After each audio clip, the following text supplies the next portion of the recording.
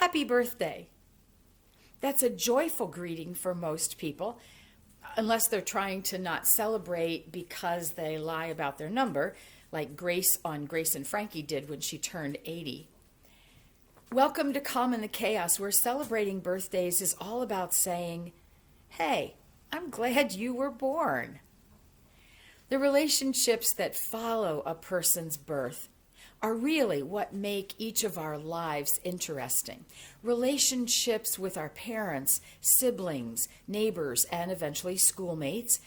Of course, for many, there's that first job where we build a relationship with the public, learning how to put into place all the patience, understanding, and logic our parents have poured into us during childhood. Relationships are the key to the quality of our lives. It may be the reason why community building is at the heart of so many activities in which we engage. Sure, playing bridge is good for our brains, but the interaction with the other three people is paramount. Building relationships is a healthy part of life, but determining just what impact each of us has on one another is tricky. It reminds me of one of my favorite movies. I actually have most of it memorized due to our owning a VHS tape of it many years ago. It's a Wonderful Life. The lead character, George Bailey, receives a gift from Clarence the Angel. The gift is for George to see what the world would be like had he not been born. George realizes that he had saved his brother's life when they were children and his brother fell through the ice on a pond. George saved the druggist from going to jail when the druggist had put the wrong medicine in a bottle and George caught the error before the pills were delivered to the patient. He saved his whole town from being taken over by a man who was motivated only by greed and power. And he realized that giving up his world tour was worth it when he saw the relationship of his wife and children flourish. The movie ends, after centering on the financial devastation that sent George to attempt suicide, with the Christmas Eve toast delivered by his brother. And the brother says, "To George, the richest man in town." And now for our first what if question.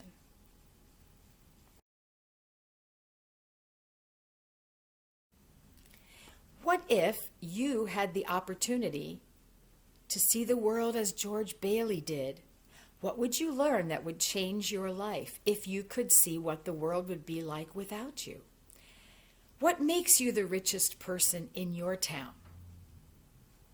What qualities do you possess that help you to maintain your groundedness in gratitude? For a bit of inspiration and perhaps reflection, I'm going to read to you from a small volume called The Prophet, written by Khalil Gibran, a Lebanese-American writer, philosopher, and artist. The Prophet was first published in 1923 and has become a classic in both philosophy and religious circles. Do not live half a life, and do not die a half death. If you choose silence, then be silent. When you speak, do so until you're finished. If you accept, then express it bluntly. Do not mask it.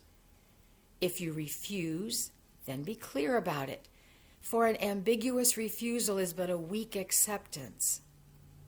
Do not accept half a solution. Do not believe half-truths.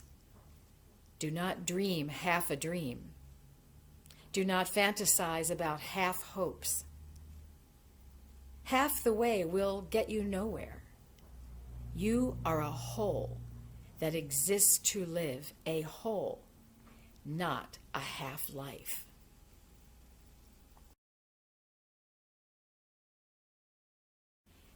What if you set aside a little bit of time this week and let memories of your life pass through your mind?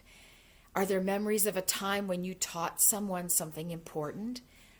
Is there a time when you helped someone hone a skill that added quality to their life? Or let's flip the script. Who taught you something that influenced the trajectory of your life? Who interrupted the path you had chosen for yourself only to help you to find something you didn't know you were looking for? Or on a grander scale, did someone save your life, physically or emotionally? Which relationships in your life give you substance, meaning, and help you to become a better human being? Many of the world's religions teach ways to develop a relationship with a divine energy that is greater than humanity, and ways to cultivate relationships with one another. But many people have left behind the ways of their religious upbringing, with 15% of the world's population now identifying as unaffiliated with any religion. This means many of us have no basis for having a strong relationship with a deity. How do you grapple with life? To whom do you turn when humans and this world are failing you?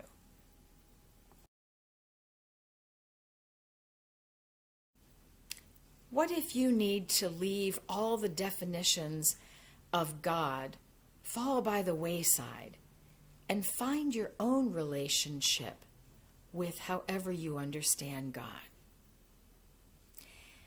I believe that we are souls with a long, long history behind us and a future before us, and that somewhere in that history, our souls need to have a human experience, a short time here on planet Earth, to maintain a sense of belonging. We review our history to understand this. We have to learn lessons we can learn no other way, and that's why we're in human form. Today falls in the middle of Hanukkah, a remembrance for Jews of the time when God sustained the Israelites by allowing a meager amount of oil to last far beyond what they thought could possibly be. It's a lesson all about trusting God and trusting that God is with us and wants us to be all right. Since the oil lasted for 8 days, the celebration of Hanukkah is an 8-day remembrance.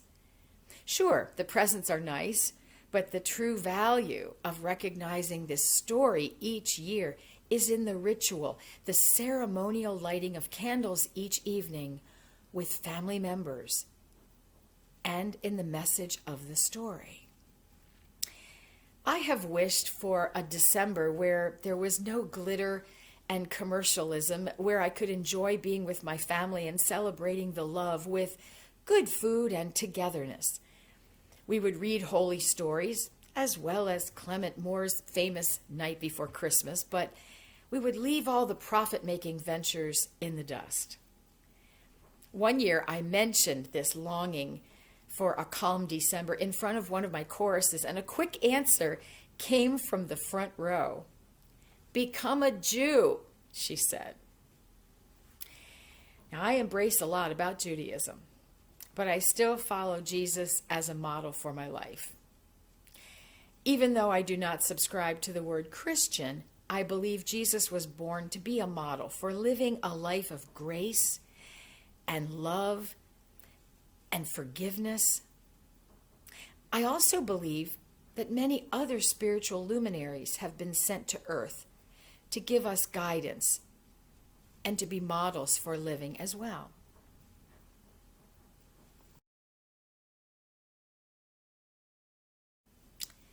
What if God sent to earth a model of divinity that was born a girl?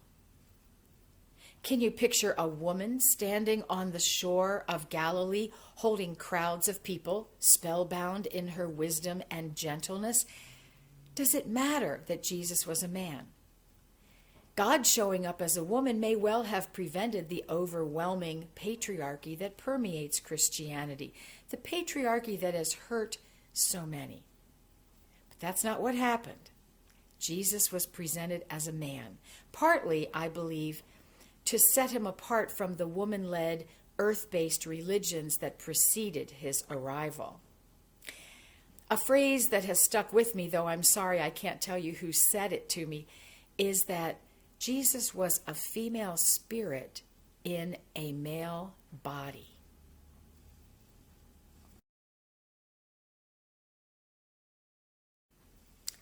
What if some of the traditions that we believe about Christmas are wrong? What if Jesus was born in a cave, not in a stable? My friend Nora taught me this after her visit to the Holy Lands. She had visited the cave-like area where Jesus was born and brought back photos. What if Mary wasn't a virgin? Does it matter to the lessons that we learn from the stories, the lessons of trust, of believing that all will be well if we stay in close relationship to God? However we understand that term, of course. What if there were 6 or 7 astronomers from the East that walked for months to find this new child, the child who would bring hope to a darkened world? Does it matter if there were more than 3? See, I try not to let these details detract me from the lessons of the story, because celebrating a birthday is all about saying, I'm glad you were born. And that's the lesson. Jesus was born to give hope to humanity, to give us a model for how to live with one another. We emulate his ability to forgive, to love without judgment, to raise people up to life instead of tearing them down. And so,